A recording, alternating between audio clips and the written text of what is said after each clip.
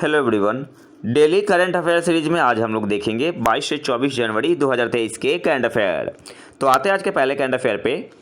2022 में भारत और चीन के बीच व्यापार कितने बिलियन अमेरिकी डॉलर के सर्वकालिक उच्च स्तर पर पहुंच गया?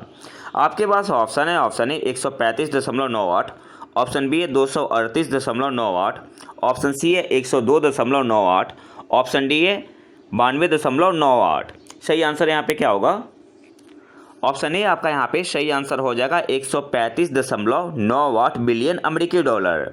2022 में भारत और चीन के बीच व्यापार कितने बिलियन अमेरिकी डॉलर के सर्वकालिक उच्च स्तर पर पहुंच गया? तो ऑप्शन ए आपका यहाँ पे सही आंसर होगा 135.98 बिलियन अमेरिकी डॉलर। अब थोड़ा डिटेल में देख लेते हैं। इंडिया का जो एक्सपोर्ट हुआ है टू चाइना, ये आपका डाउन हुआ है, गिरा हुआ है from 28.1 billion USD to 17.48 billion USD. पहले कितना था भारत का एक्सपोर्ट चाइना को? कितना था पहले? 28.1 बिलियन यूएसडी अमेरिकी डॉलर, घट के कितना हो गया है 17.48 बिलियन अमेरिकी डॉलर। और जो पहली बार ऐसा हुआ है कि ट्रेड डेफिसिट कितना हो गया है 101.02 बिलियन यूएसडी, जो कि पिछले साल से 2021 में था 69.4 बिलियन अमेरिकी डॉलर। 45% से इंक्रीज हुआ है, अप हुआ है। और कितना हो गया है ट्रेड डेफिसिट इंडिया और चाइना का? 101.02 बिलियन यूएसडी। तो आपको यहाँ से याद क्या क्या रखना है? सबसे पहले 2022 में भारत और चीन के बीच व्यापार कितने बिलियन अमेरिकी डॉलर के सर्वकालिक उच्च स्तर पर पहुँच गया? तो ऑप्शन ए आपका यहाँ पे सही आंसर होगा 135.98 बिलियन अमेरिकी डॉलर। और ट्रेड डेफिसिट कितना हो गया है? तो 100 बिलियन यूएसडी को क्रॉस कर गया है। कितना हो गया है? 101.02 बिलियन यूएसडी। 2021 में कितना था? 69.4 बिलियन अमेरिकी डॉलर था, जो कि 45% से इंक्रीज हुआ है और अब हो गया है 101.02 बिलियन यूएसडी। नेक्स्ट आते हैं।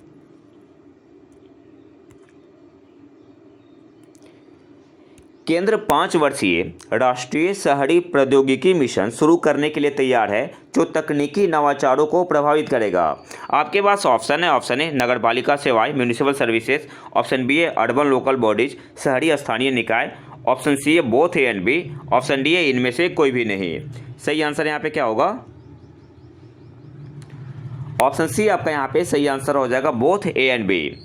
नगर पालिका सेवाएं म्यूनिसिपल सर्विसेज और urban local bodies, option C आपका यहाँ पे सही आंसर हो जाएगा बोथ ए एंड बी। यहाँ पे द हिंदू का न्यूज है, the centre is set to launch a 5-year national urban technology mission which will infuse technological innovation in municipal services and infrastructure of 4,500 urban local bodies in the country.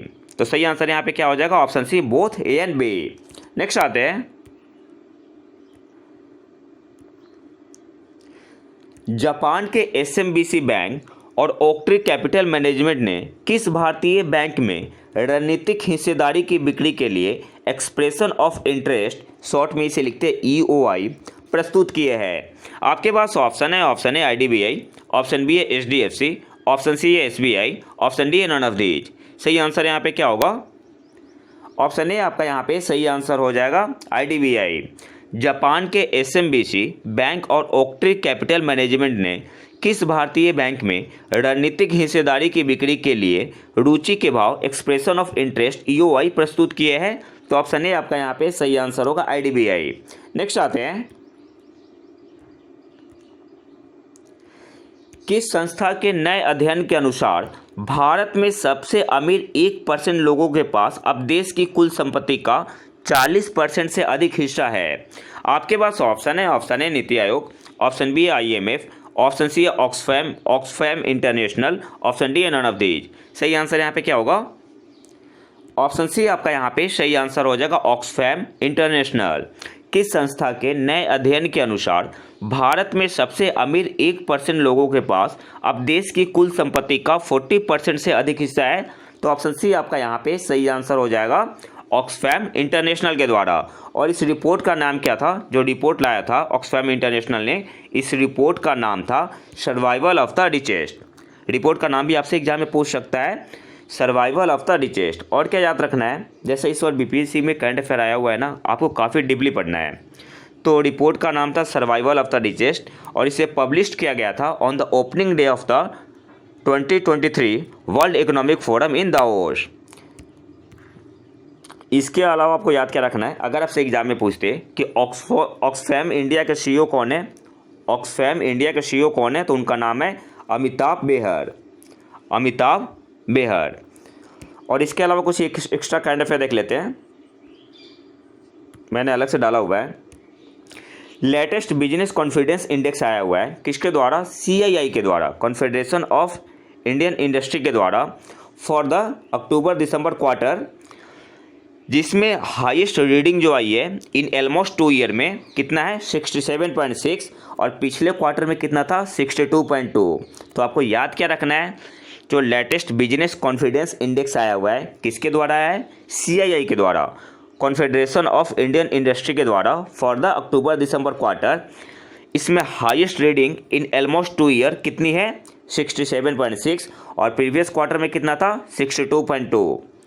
दूसरा जो extra current affair है, union cabinet ने approve किया है national green hydrogen mission को। अब इसमें क्या क्या है, तो जो इनिशियल आउटले है, प्रारंभिक बड़ी परिव्यय, वो कितना है इस मिशन का 19,744 करोड़। और इसमें क्या क्या इंक्लूड है, तो 17,490 करोड़ है आपके क्या बोलते हैं साइट प्रोग्राम के लिए, 1,466 करोड़ है पायलट प्रोजेक्ट के लिए, 400 करोड़ है रिसर्च एंड डेवलपमेंट के लिए और 388 करोड़ है टुवार्ड्स अदर मिशन कंपोनेंट के लिए। और इस मिशन का एम क्या है, to achieve a production capacity of 5 million metric tons of hydrogen per year by 2030। तो आपको यहाँ से याद क्या रखना है, एक बार और रिविजन कर लेते हैं। सबसे पहले, किस संस्था के नए अध्ययन के अनुसार भारत में सबसे अमीर 1% लोगों के पास अब देश की कुल संपत्ति का 40% से अधिक हिस्सा है, तो आंसर क्या होगा, ऑक्सफैम इंटरनेशनल के द्वारा। इस रिपोर्ट का नाम क्या है, सर्वाइवल ऑफ द रिचेस्ट, और इसे पब्लिश किया गया था on the opening day of the 2023 world economic forum. कहाँ पे हुआ, दावोस में, जो कि स्विट्जरलैंड में है। सेकेंड पॉइंट आपको याद क्या रखना है, ऑक्सफैम इंडिया के CEO कौन है, अमिताभ बेहर। नेक्स्ट क्या याद रखना है आपको, जो लेटेस्ट बिजनेस कॉन्फिडेंस इंडेक्स आया है किसके द्वारा, CII के द्वारा, कॉन्फेडरेशन ऑफ इंडियन इंडस्ट्री के द्वारा, for the October December quarter. और इसमें जो हाईएस्ट रीडिंग आई हुई है इन ऑलमोस्ट 2 ईयर कितना है 67.6 और प्रीवियस क्वार्टर में कितना था 62.2। नेक्स्ट आपको याद रखना है, यूनियन कैबिनेट ने नेशनल ग्रीन हाइड्रोजन मिशन को अप्रूव किया है, जिसका इनिशियल आउटले प्रारंभिक परिव्यय कितना है 19,744 करोड़ है। इसमें इंक्लूड है 17,490 crore for the SIGHT programme, 1,466 crore for pilot project, 400 crore है रिसर्च एंड डेवलपमेंट के लिए और 388 करोड़ है टुवार्ड्स अदर मिशन कंपोनेंट्स के लिए। और इस मिशन का एम क्या है, इस मिशन का एम क्या है, to achieve a production capacity of 5 million metric ton of hydrogen per year by which year 2030। Next आते हैं, थिरुवल्लुवर दिवस प्रतिवर्ष मनाया जाता है। आपके पास ऑप्शन है 15 जनवरी, ऑप्शन बी है 16 जनवरी, ऑप्शन सी है इधर ए या बी, ऑप्शन डी है इनमें से कोई भी नहीं। तो सही आंसर यहाँ पे क्या होगा, ऑप्शन सी आपका यहाँ पे सही आंसर हो जाएगा, इधर ए या बी। थिरुवल्लुवर दिवस प्रतिवर्ष मनाया जाता है, तो ऑप्शन सी आपका यहाँ पे सही आंसर हो जाएगा, इधर ए या बी, या तो 15 जनवरी को या 16 जनवरी को। आप थोड़ा डिटेल में देख लेते हैं। वर्तमान समय में थिरुवल्लुवर दिवस आमतौर पर 15 जनवरी या 16 जनवरी को तमिलनाडु में पोंगल समारोह के एक भाग के रूप में मनाया जाता है। थिरुवल्लुवर, जिन्हें वल्लुवर भी कहा जाता है, एक तमिल कवि संत थे। अब आपसे एग्जाम में पूछ सकता है कि जो वल्लुवर थे ये किस भाषा के कवि संत थे, तो तमिल भाषा के थे। इसके अलावा थिरुवल्लुवर द्वारा लिखित थिरुकुरल को 3 भागों में बांटा गया है, धर्म, अर्थ और काम। तो आपको यहाँ से याद क्या क्या रखना है, सबसे पहले थिरुवल्लुवर दिवस कब मनाया जाता है, तो या तो 15 जनवरी को या 16 जनवरी को। और ये जो थिरुवल्लुवर दिवस है, थिरुवल्लुवर दिवस, यह तमिलनाडु में पोंगल समारोह के एक भाग के रूप में मनाया जाता है। और थिरुवल्लुवर को वल्लुवर भी कहा जाता है, और यह एक तमिल कवि संत थे और इनके द्वारा लिखी एक पुस्तक है थिरुकुल्लर। इसे 3 भागों में बांटा गया है, धर्म, अर्थ और काम। नेक्स्ट आते हैं, भारत और किस देश के बीच द्विपक्षीय नौसैनिक अभ्यास वरुण 2023 का 21वां संस्करण शुरू हुआ? आपके पास ऑप्शन है, option A USA, option B है फ्रांस, ऑप्शन सी है मालदीव, ऑप्शन डी है यूएई। सही आंसर यहाँ पे क्या होगा? ऑप्शन बी आपका यहाँ पे सही आंसर हो जाएगा, फ्रांस। भारत और किस देश के बीच द्विपक्षीय नौसैनिक अभ्यास वरुण 2023 का 21वां संस्करण शुरू हुआ? तो ऑप्शन बी आपका यहाँ पे सही आंसर होगा, फ्रांस। आपको एडिशन भी याद रखना है, आपसे एग्जाम में पूछ सकता है कि हाल ही में जो भारत और फ्रांस के बीच वरुण एक्सरसाइज हुआ, ये कौन सा एडिशन था? तो 21वां था, 2023 का। और दूसरा आपको पॉइंट यहाँ पे क्या याद रखना है, स्टार्ट कब हुआ था? इनिशिएट हुआ था 1993 में, फिर इसका वरुण नाम रखा गया 2001 में। इसके अलावा आपको यहाँ से याद क्या रखना है, इसमें जो पार्टिसिपेट किया था भारत की तरफ से आईएनएस चेन्नई ने और आईएनएस ट्रेग ने, इसके अलावा मैरीटाइम पेट्रोल एयरक्राफ्ट P8I ने। तो आपको एक पॉइंट यहाँ से 2 पॉइंट याद रखना है। सबसे पहले आपसे एग्जाम में पूछ सकता है कि आईएनएस चेन्नई क्या है? तो क्या है? मिसाइल स्टील्थ डिस्ट्रॉयर है। और आईएनएस ट्रेग क्या है? तो मिसाइल फ्रिगेट है। एग्जाम में पूछ सकता है आपसे कि आईएनएस चेन्नई क्या है, आईएनएस ट्रेग क्या है, तो ये पॉइंट भी आपको याद रखना है। नेक्स्ट आते हैं,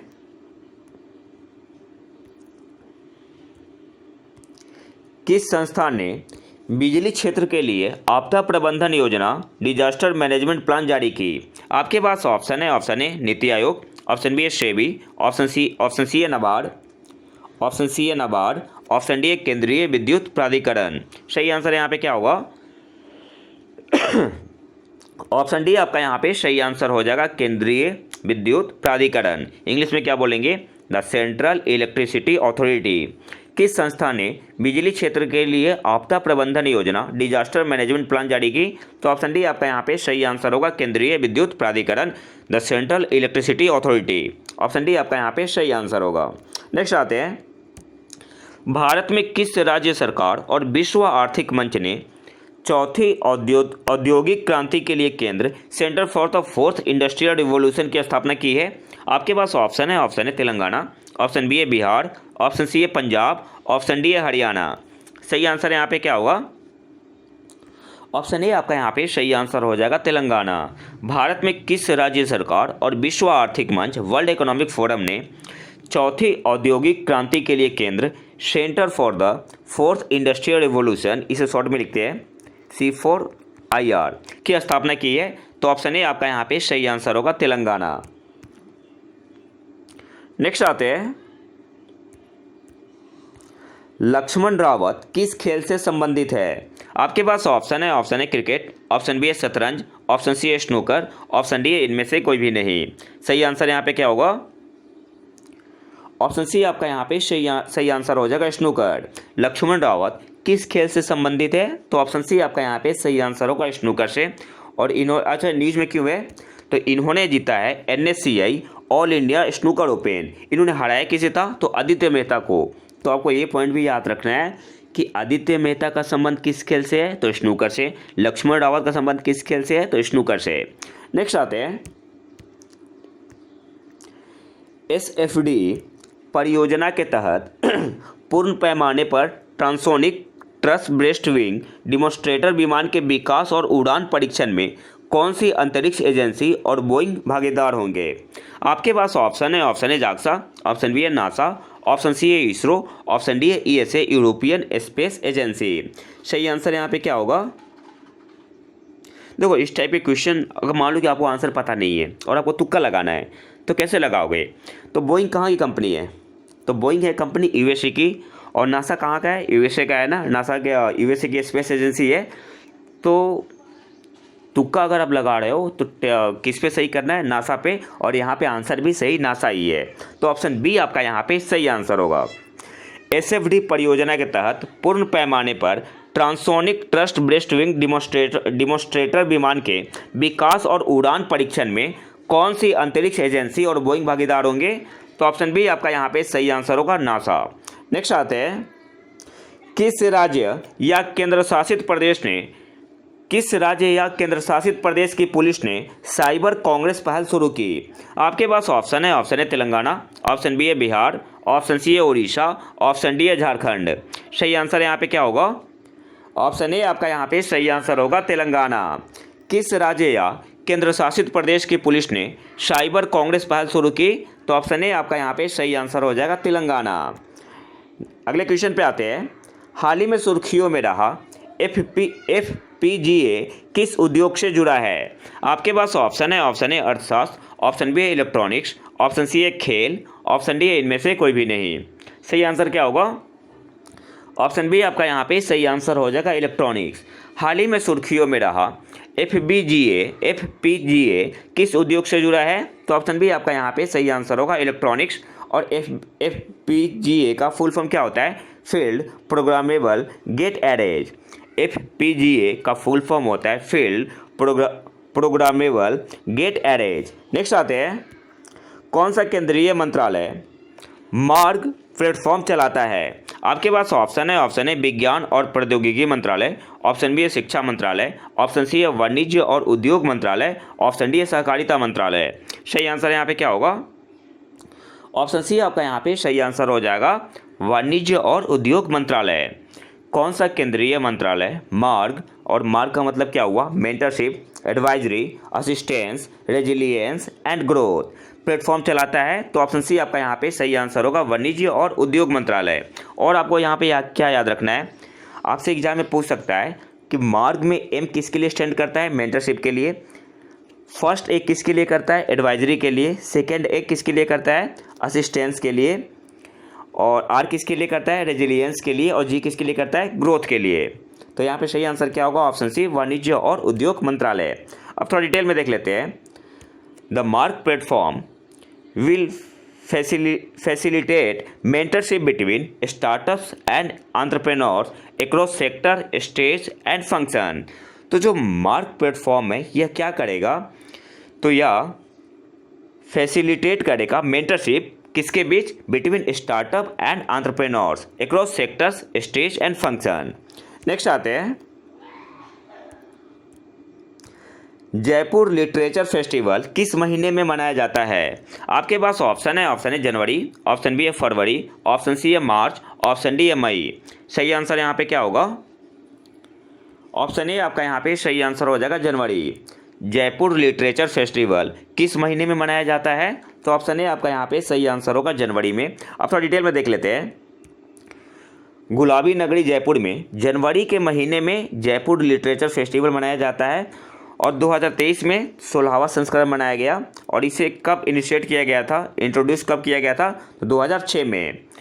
और नोबेल पुरस्कार विजेता अब्दुल रज़ाक गुरनान ने महोत्सव को संबोधित किया और इन्हें 2021 में साहित्य का नोबेल पुरस्कार मिला था।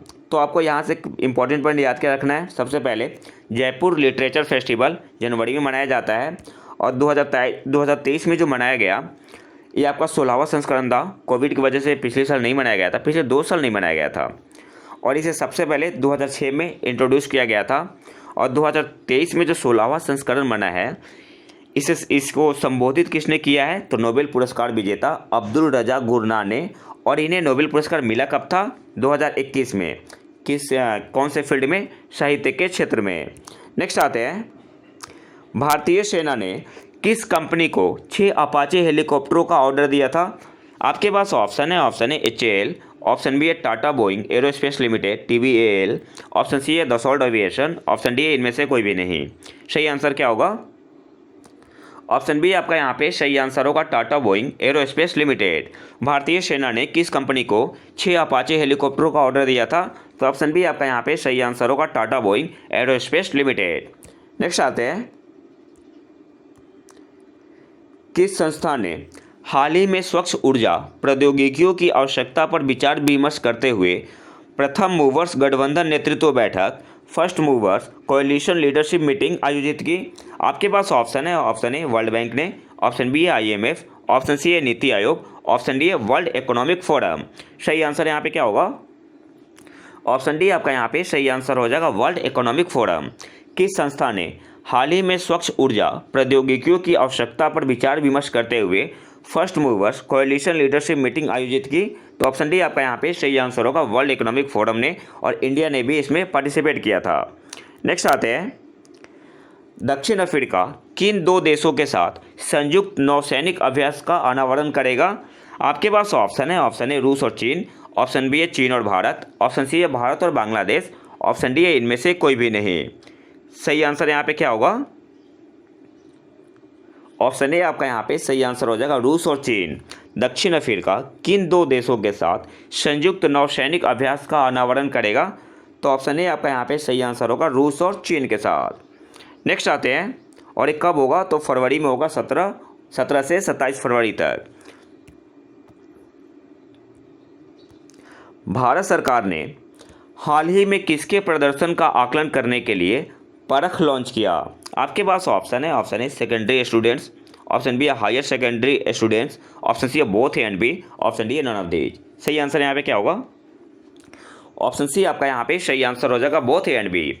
भारत सरकार ने हाल ही में किसके प्रदर्शन का आकलन करने के लिए परख लॉन्च किया? तो ऑप्शन सी आपका यहाँ पे सही आंसर होगा, both A and B, secondary students and higher secondary students. Option C आपका यहाँ पे सही आंसर होगा। और परख का फुल फॉर्म क्या होता है? Performance assessment review and analysis of knowledge for holistic development. परख का फुल फॉर्म क्या होता है? Performance assessment review and analysis of knowledge for holistic development. Next आते हैं, भारत किस देश से अपने संविधान में 13वें संशोधन को लागू करने का आग्रह करता रहा है? आपके पास ऑप्शन है श्रीलंका, ऑप्शन बी है यूएसए, ऑप्शन सी है नेपाल, ऑप्शन डी है भूटान। सही आंसर यहाँ पे क्या होगा? ऑप्शन ए आपका यहाँ पे सही आंसर होगा, श्रीलंका। भारत किस देश से अपने संविधान में 13वें संशोधन को लागू करने का आग्रह करता है? तो ऑप्शन ए आपका यहाँ पे सही आंसर होगा, श्रीलंका। अब इसे डिटेल में देख लेते हैं कि एक्चुअली है क्या है। 1987 में भारत श्रीलंका शांति समझौते इंडिया श्रीलंका पीस एकॉर्ड के तहत भारतीय हस्तक्षेप के प्रत्यक्ष परिणाम के रूप में 13वां संशोधन श्रीलंका के 1978 के संविधान का हिस्सा बन गया। भारत श्रीलंका शांति समझौते का उद्देश्य तत्कालीन उत्तरी और पूर्वी प्रांतों को राजनीतिक शक्तियों को हस्तांतरित करने का एक तरीका खोजना था, जिसमें देश के तमिल बहुल क्षेत्र शामिल थे। इसलिए 13वां संशोधन पेश किया गया और अभी तक श्रीलंका ने इसे लागू नहीं किया है। तो समझ में आ गया क्या था 13वां संशोधन? 1987 में क्या हुआ था, जो इंडिया श्रीलंका पीस एकॉर्ड हुआ था, उसके तहत भारतीय हस्तक्षेप के प्रत्यक्ष परिणाम के रूप में 13वां संशोधन श्रीलंका के 1978 के संविधान का हिस्सा बन गया।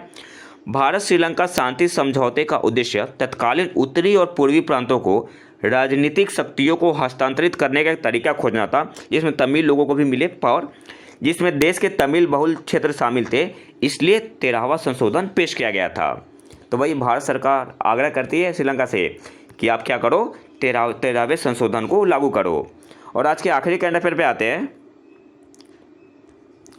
किस वित्तीय सेवा कंपनी ने भारत में अपने गर्ल्स फॉर टेक कार्यक्रम के नए चरण की घोषणा की?